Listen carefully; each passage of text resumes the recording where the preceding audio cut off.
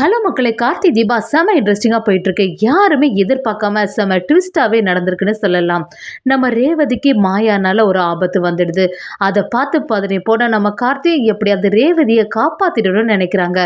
அந்த சீனெல்லாம் செம எமோஷ்னலாக இருந்துச்சு. வீடியோக்குள்ளே போகிறதுக்கு முன்னாடி யாரெல்லாம் நம்ம சேனலுக்கு சப்ஸ்கிரைப் பண்ணலையோ அவங்களாம் சப்ஸ்கிரைப் பண்ணிடுங்க. அப்படியே பக்கத்தில் இருக்க பெல் ஐக்கானையும் கிளிக் பண்ணிடுங்க. அப்போ தான் நான் போடுற வீடியோலாம் உங்களுக்கு நோட்டிஃபிகேஷனாக வரும். நம்ம சாமுண்டேஸ்வரி குடும்பத்தில் உள்ளவங்க எல்லாருமே சேர்ந்து கோவிலில் போய் நவராத்திரி விழாவை தொடங்கி வைக்கிறாங்க. அந்த டைமில் அதை தெரிஞ்சுக்கிட்ட மாயாவும் அந்த ரேவதியை சும்மாவே விடக்கூடாது, எப்படியாவது போட்டு தள்ளிடணும்னு சொல்லிட்டு அதுக்கான பிளான் எல்லாம் தொடங்குறாங்க. இன்னொரு சைடு பார்த்தீங்கன்னா நம்ம கார்த்திக்கும் பயங்கரமாக டென்ஷனாகவே இருக்குது. ரேவதிக்கு எந்தாவது ஆபத்து வந்துருமோன்னு நினச்சிட்டு இருக்காங்க. அதே சமயத்தில் நம்ம ரேவதியும் கார்த்திகிட்ட வந்து இன்னைக்காவது நான் சொல்ற மாதிரி கேட்டுட்டு என் கூட சேர்ந்துரு, என்னோட ஹஸ்பண்ட் மாதிரி நடந்துக்கோன்னு சொல்லிட்டு நம்ம ரேவதியும் நம்ம கார்த்திகிட்ட கேட்குறாங்க. அதே சமயத்தில் எனக்கு குங்குமம் வச்சு விடு அப்படின்னு சொல்லவும் நம்ம ரேவதிக்கு கார்த்திக் குங்குமம் வச்சு விடுறாங்க. அந்த சீனெல்லாம் கொஞ்சம் எமோஷ்னலாகவே இருந்துச்சு. குழு தொடங்கும் போது அங்கே உள்ளவங்களும் யாராவது பாட்டு பாடினா நல்லா இருக்குமேன்னு சொல்லவும் நம்ம சுவாதி பாட ஆரம்பிக்கிறாங்க. அப்படியே சுற்றி உள்ளவங்க எல்லாரும் அதை மெய் மறந்து கேட்டுட்டு இருக்காங்க.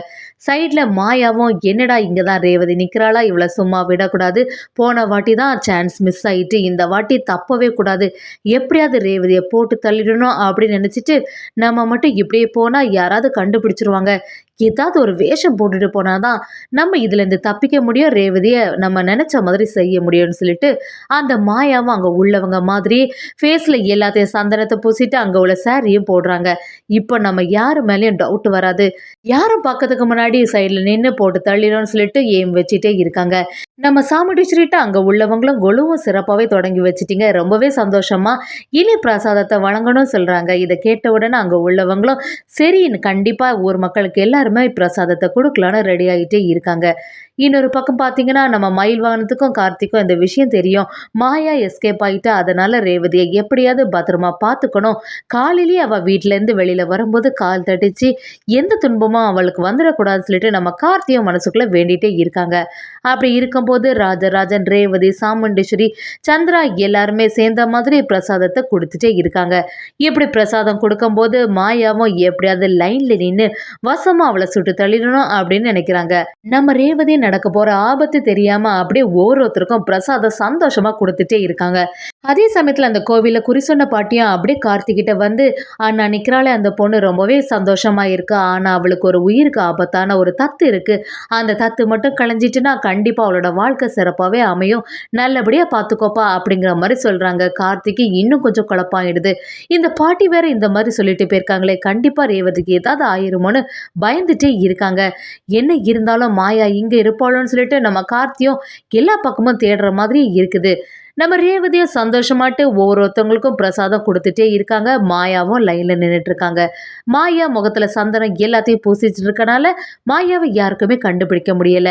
அப்படி சுத்தி இருந்து எல்லாருக்கும் பிரசாதம் கொடுக்கும்போது மாயாவும் நம்ம ரேவதியை நெருங்கி வராங்க. அந்த சமயத்துல என்னடானா அதிகாரிகளும் அந்த கோவிலுக்குள்ள வராங்க. இதை கவனிச்ச நம்ம கார்த்தி அந்த அதிகாரிகள்கிட்ட போய் எதுக்கு இப்ப இங்க வந்தீங்க, என்னாச்சு அப்படின்னு விசாரிக்கமோ அந்த அதிகாரிகளும் இந்த மாயா இந்த சைடை தான் தப்பிச்சு வந்த மாதிரி இருந்து இதுக்குள்ளதான் அவ இருப்பான்னு சொல்றாங்க.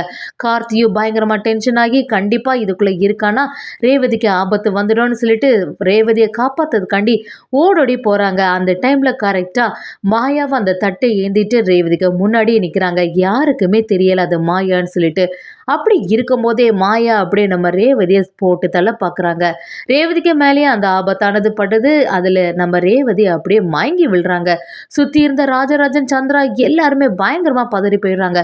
சாமுண்டீஸ்வரிக்கு என்ன பண்ணுறதுனே புரியலை. என்னடா இது, திடீர்னு ரேவதி யாரோ இப்படி பண்ணிட்டாங்களேன்னு சொல்லிட்டு சாமுண்டீஸ்வரி ஒரு பக்கம், ராஜராஜன் ஒரு பக்கமாக நம்ம ரேவதி அப்படியே கையேந்துறாங்க. இன்னொரு சைடு நம்ம கார்த்தி பதட்டம் மட்டும் ஓடி வந்துட்டு இருக்காங்க. எப்படியாவது மாயாவை சும்மா விடக்கூடாதுன்னு சொல்லிட்டு மாயா தப்பிக்க ட்ரை பண்ணுறாங்க. அந்த டைமில் அந்த அதிகாரிகளும் வந்து மாயாவை கையும் களமாக பிடிச்சிடுறாங்க. சரி, நம்ம ரேவதிக்கு எதுவுமே ஆகக்கூடாதுன்னு நம்ம கார்த்தி அப்படியே பதறி போயிடுறாங்க. இது நாள் வரைக்கும் ரேவதி கிட்ட அன்பை எதுவுமே வெளிக்காட்டாம இருந்த நம்ம கார்த்தி இனிமே வெளிக்காட்ட போறாங்கன்னே சொல்றான்.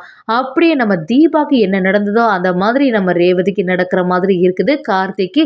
அப்படி கண்ணுலேருந்து அவ்வளோ தார தாரையா கண்ணீர் வர ஆரம்பிச்சிடுது.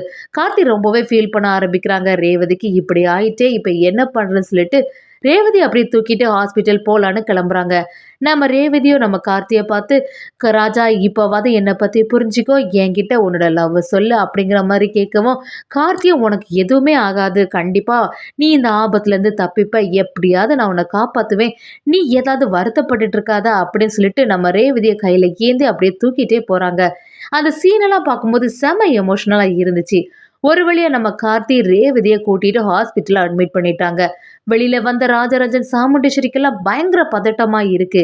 இதை தெரிஞ்சுக்கிட்ட பரமேஸ்வரி பாட்டியும், நம்ம ரேவதிக்கு இப்படி ஒரு நிலைமை ஆயிட்டா, எல்லாத்துக்கும் காரணம் அந்த மாயா தானே சொல்லிட்டு ரொம்ப பதட்டமா அந்த இடத்துக்கே வராங்க. நம்ம கார்த்திகிட்ட வந்து என்னாச்சியா என்னாச்சு, ரேவதிக்கு என்னாச்சின்னு சொல்லிட்டு புலம்பி தள்ளுறாங்க. நம்ம கார்த்தியும் ஒரு வழியா பாட்டியை சமாதானப்படுத்துறாங்க. பாட்டி நீங்க எதுக்குமே பயப்படாதுங்க, ரேவதியை கரெக்டான டைம்ல சேர்த்துட்டோம், கண்டிப்பா எந்த ஆபத்தும் வராதுன்னு சொல்றாங்க. நம்ம சாமுண்டீஸ்வரி ராஜராஜன் கிட்ட, நம்ம ரேவதியை கூட்டிட்டு வந்திருக்கவே கூடாது, அவளுக்கு ஏற்கனவே வரும்போது கால் தட்டிச்சு, நான் தான் எதுவுமே நடக்காது, நம்ம கோவிலுக்கு தானே போறோம், அதனால அங்க உள்ள கடவுள் நம்மளை பாதுகாப்பாங்கன்னு சொல்லிட்டு கூட்டிட்டு வந்துட்டேன், என்னாலதான் இந்த மாதிரி ஆயிட்டோம்னு சொல்லிட்டு நம்ம ஈஸ்வரி பயங்கரமா ஃபீல் பண்ணிட்டு இருக்காங்க. இதை பார்த்துட்டு இருந்த ராஜராஜனும், நீ என்ன பண்ண ஈஸ்வரி, எல்லாமே நடந்து போச்சு, என்ன இருந்தாலும் ரேவதிக்கு இனி ஆபத்து வராது, நீ எதுவுமே கவலைப்படாதன்னு சொல்லிட்டே இருக்காங்க. இன்னொரு பக்கம் நம்ம கார்த்திக்கு ரேவதி பண்ணக்கூடியது எல்லாமே ஞாபகத்துக்கு வருது. ரேவதி இந்த மாதிரிலாம் பண்ணா இப்போ இப்படி இருக்காளேன்னு சொல்லிட்டு பயங்கரமாக ஃபீல் பண்ணிட்டே இருக்காங்க. இதெல்லாம் கவனிச்ச நம்ம மயில் வாகனமோ நம்ம சகலை கிட்ட வந்து, சகலை எதுவுமே வருத்தப்படாதங்க, கண்டிப்பாக ரேவதி உயிர் பிழைப்பா, பழைய மாதிரி இருப்பான்னு சொல்லிட்டு என்னாலாமோ சொல்லி பார்த்தாலும் நம்ம கார்த்தி சமாதானம் ஆகுற மாதிரி இல்லை, ஏதாவது பிரச்சனை ஆயிடுமோன்னு பயந்து போயிடுறாங்க. இதில் பரமேஸ்வரி பாட்டி டென்ஷனாக இருக்கும்போது சந்திராவுக்கு ஒரு பக்கம் ஒரு சின்ன வருத்தம் இருக்க தான் செய்யுது, ரேவதிக்கு இப்படி ஆயிட்டே மாயானால அப்படின்னு சொல்லிட்டு சந்திரா கொஞ்சம் ஃபீல் பண்ண தான் செய்கிறாங்க. நம்ம கார்த்தியை ரேவதியை நினச்சிட்டே இருக்காங்க. ரேவதி கண்முழிப்பாங்களா என்னன்னு சொல்லிட்டு பார்த்துட்டே இருக்காங்க. டாக்டரும் செக்அப் பண்ணிட்டு எப்போ தான் வெளியில் வந்து சொல்லுவாங்களோன்னு நம்ம ராஜராஜன் சாமுண்டேஸ்வரி எல்லாருமே வெயிட் பண்ணிகிட்டே இருக்காங்க. அப்படியே நம்ம கார்த்தி எல்லாரும் இருக்கும்போது அந்த டாக்டரும் வெளியில் வந்து ஒரு விளையாட்டு நம்ம ரேவதி சரியாயிட்டாங்கன்னே சொல்லலாம். இதெல்லாம் கவனிச்சுட்டு இருந்த நம்ம கார்த்தியா, எப்படியாவது இனிமேலாவது ரேவதி கிட்ட நம்ம அன்பாக நடந்துக்கணும், அவள் என்னெல்லாம் செய்திருக்கா நமக்காண்டி அப்படிங்கிறத எல்லாத்தையும் ஞாபகப்படுத்தி உயிருக்கு போராடிட்டு இருக்கும்போது கூட நம்ம ரேவதி கார்த்திகிட்ட என்னெல்லாம் சொன்னாங்க அப்படிங்கிறது எல்லாமே நம்ம கார்த்திக்கு ஞாபகம் வருது. இனிமே ரேவதியை கண் கலங்காம பார்த்துக்கணும், அவள் நமக்காக தானே இதெல்லாம் செய்தா, எப்படியாவது அவளை நல்லபடியாக பார்த்துக்கணும்னு சொல்லிட்டு நம்ம கார்த்தி அவங்களோட காதலை வெளிப்படுத்துறாங்கன்னே சொல்லலாம். இதெல்லாம் பார்த்துட்டு இருந்த நம்ம ரேவதியும், நீ என்னை லவ் பண்ண வைக்கிறதுக்காண்டி நான் எவ்வளோ பாடுபட வேண்டியது இருக்கு அப்படிங்கிற மாதிரி பார்க்குறாங்க.